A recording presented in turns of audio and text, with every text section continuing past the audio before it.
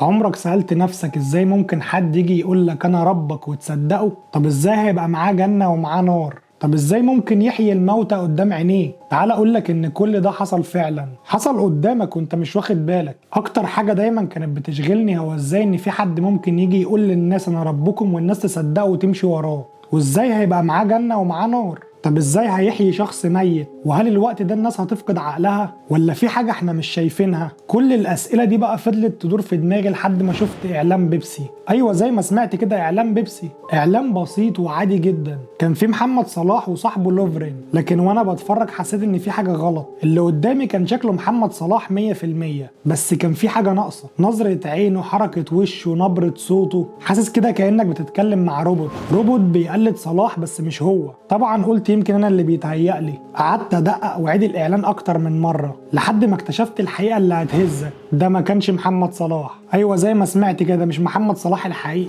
ده دوبلير، يعني واحد شبهه. وشركه الانتاج استخدمت الذكاء الاصطناعي عشان تركب وش صلاح على وش الشبيه بتاعه. طب النتيجه، صلاح طلع قدامك بكل تفاصيله، وغالبا انت ما شكتش لحظه ان مش هو.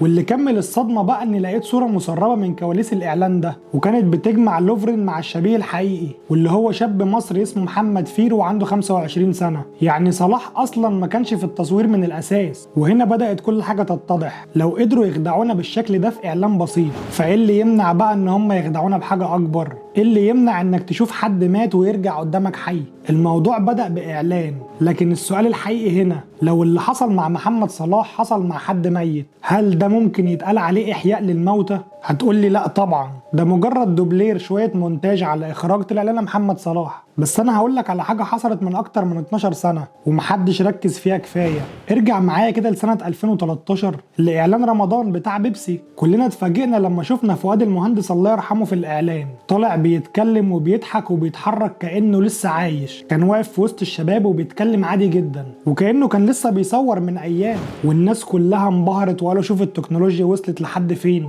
بس برضه محدش وقف وسأل هل ده يعتبر رجوع للميت؟ مش دي نفس الفتنة اللي اتقال لنا عنها؟ مش ده نفس الوهم اللي هتشوفه بعينك وتصدقه؟ طب اسمع دي، الممثل العالمي بول ووكر مات وهو بيصور فيلم فاست اند فيريوس، وفضل الفيلم كان ناقص مشاهد كتير. عارف بقى المخرج عمل ايه؟ جاب اخوه اللي شكله قريب منه، وبرضه استخدموا الذكاء الاصطناعي وركبوا وش بول ووكر على وش اخوه. والنتيجة كلنا اتفرجنا على الفيلم ومحدش فينا حس ان بول ووكر مات قبل ما يكمل مشاهده. كل الناس قالت هو خلص الفيلم بعد كده مات. احنا شفناه وسمعناه وعشنا معاه مشهد الوداع الاخير واحنا مش عارفين ان الشخص اللي قدامنا ده مش هو بول ووكر اصلا. هل ده برضه ما يعتبرش احياء للموتى؟ ما هو مش لازم يقول للميت قوم فيقوم، يكفي انه يرجع بصوته بصورته بحركته وانت تصدق بعينك قبل عقلك. فتنة الدجال مش دايما لازم تكون خارقة، ممكن تبقى علمية جدا ومقنعة وانت تفتكرها التطور الطبيعي بتاع التكنولوجيا. كل اللي كان بيحصل ده كان غرضه الدعاية، ما كانش غرضه في الاساس انك ترجع شخص ميت او الحاجات اللي زي كده.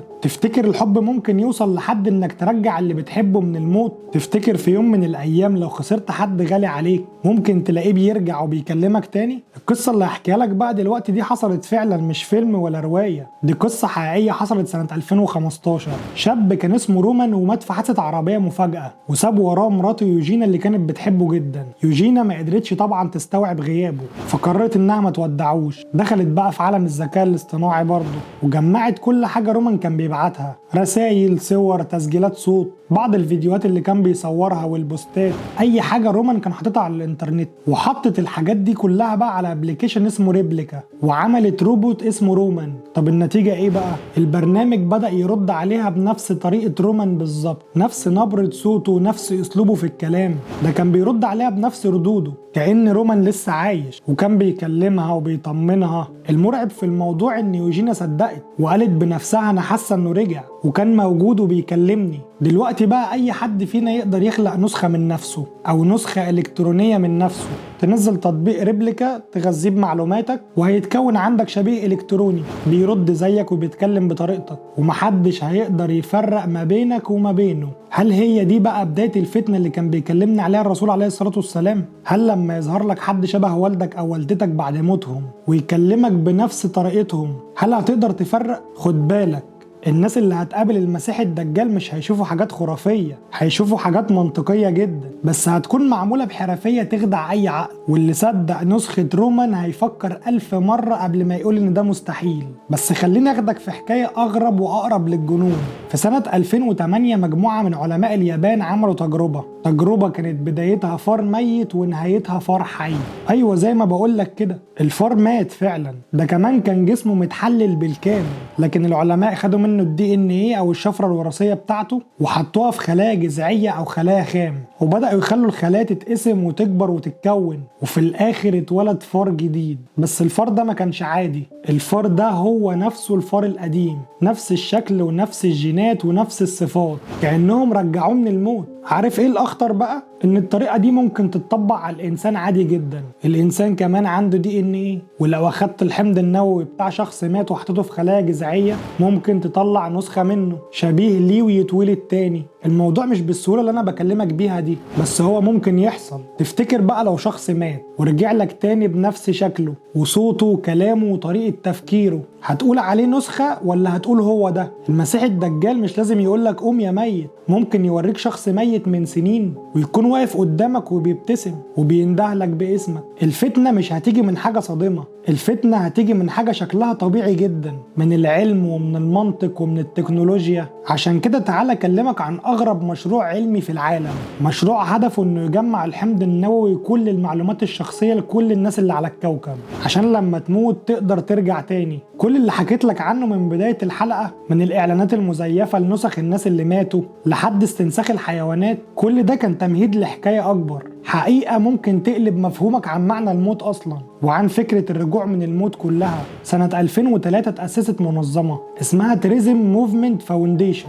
المنظمة دي باختصار عندها هدف واضح، وهي جمع الحمض النووي كل المعلومات الرقمية لأي شخص على الكوكب. أيوة زي ما سمعت كده، أي بني آدم على الكوكب. وهدفهم الرسمي هو ضمان الخلود الرقمي والبيولوجي لكل البشر. تعال أشرح لك ببساطة.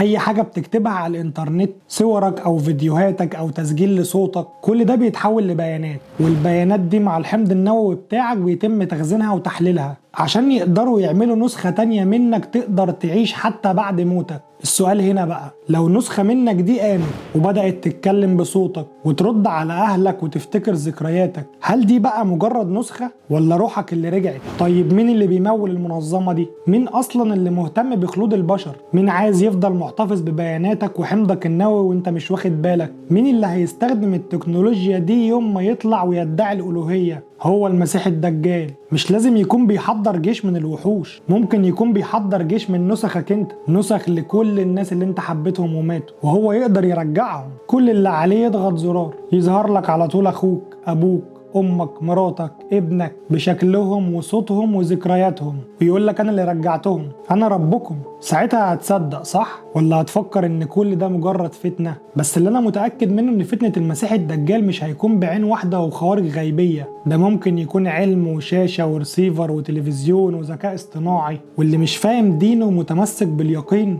هيمشي وراه وهو فاكر ان هو ماشي ورا الحقيقة. خليك فاكر ان اخطر فتنة مش لازم تخوفك، دي ممكن تبقى حاجة مبهرة. النهاردة احنا بنعيش في عصر الذكاء الاصطناعي التوليدي اللي بيخلق صور وفيديوهات واصوات مزيفة لكن مقنعة جدا. يعني بكرة ممكن تفتح فيديو تلاقي والدك اللي ميت من 15 سنة بيكلمك وبيقولك انا بخير وعايش تعالى معايا، وانت هتصدق وتنسى انك مؤمن ان الموت حق وان الرجوع منه مش بايد بشر. احنا مش بنتكلم عن خيال علمي، احنا بنتكلم عن واقع بيحصل حوالينا دلوقتي وبكرة هيتقدم لك على انه معجزة. طب سيبك من موضوع الفيديوهات والشاشات واسمع القصة دي. في عالم اسمه مارتن روزبلت، شخصية مشهورة جدا في عالم التكنولوجيا، وهو ده مؤسس المنظمة اللي حكيت لك عنها قبل كده. الراجل ده ما اكتفاش ان هو يدرس الخلود، ده قرر ان هو يخلد زوجته بنفسه. زوجته بينا كانت مصابة بمرض قاتل، مارتن بقى رفض يصدق ان هي ممكن تموت اصلا، فبدأ مشروع اسمه بينا 48، وده كان روبوت على هيئة مراته بنفس شكلها وصوتها وطريقتها في التفكير، ده حتى كمان ردود افعالها. واستخدم كل حاجة كتبتها وقالتها،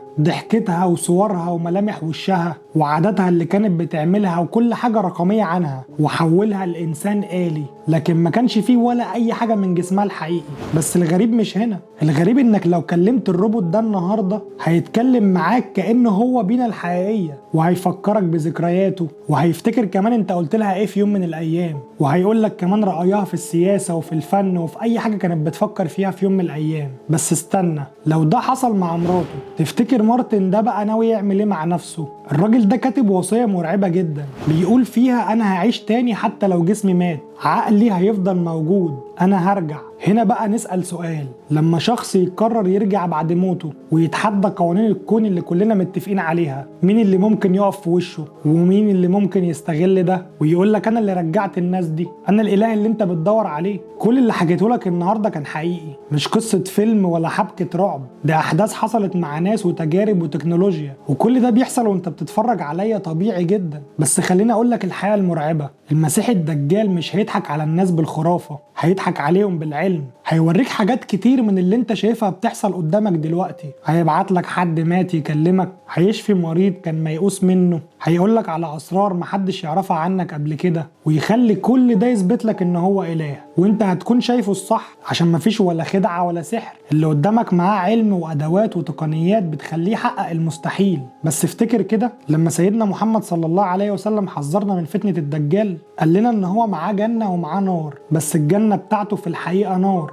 والنار بتاعته في الحقيقة جنة، وكل حاجة حوالينا بتمهد لفكرة ان المعجزة بقت ممكنة، مش عشان المعجزة دي من عند ربنا، لكن عشان احنا صدقنا ان الانسان ممكن يعمل اي حاجة. بس الحقيقة ان المسيح الدجال فتنة، واكبر واخطر فتنة في تاريخ البشرية، واللي مش هيكون واثق في ربه ومتمسك بدينه هيقع، لان كل حاجة حوالينا بقت قابلة للتزوير، الوجه والصوت والوجود نفسه. ايه تاني اللي هيفضل حقيقي؟ المسيح الدجال بعين واحدة، والذكاء الاصطناعي بيختصروه بحروف AI. ركز كده، AI يعني عين، او ممكن بعين واحدة. فكر في الموضوع واكتب لي رأيك في الكومنتات، تنساش تشترك في القناة وتفعل الجرس. انا عمر واشوفكم الحلقة الجاية، سلام.